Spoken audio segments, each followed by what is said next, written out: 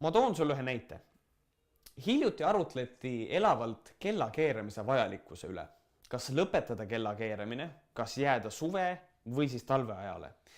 Selle otsuse tegemiseks on mitu võimalust. Esiteks, teeme rahvahääletuse. Iga kodanik saab avaldada arvamust, kas kella keeramine on hea ning kas sellega peaks tingimata jätkama või kas see on hoopis halb ja see tuleks ära lõpetada. Siis loeme hääled kokku ja teeme selle põhjal otsuse. See on igati demokraatlik lahendus. Ma olen enam kui kindel, et 100% üksmeelt me ei saavuta. Alati on keegi, kes otsusega rahul ei ole ja isegi siis, kui ta selle poolt hääletas. Sellist otsuse langetamise süsteemi võib nimetada otsedemokraatiaks, mida kasutab näiteks Šveits. Kui meil on harjumuspäraselt valimised iga paari aasta tagant, siis Šveitsis seevastu võivad aastas toimuda kuni 4 rahvahääletust.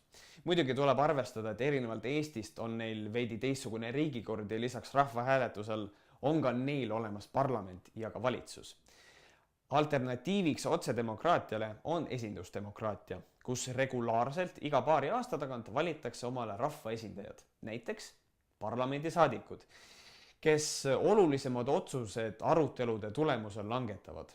Aga kuidas on sealjuures tagatud rahva tegelik tahe?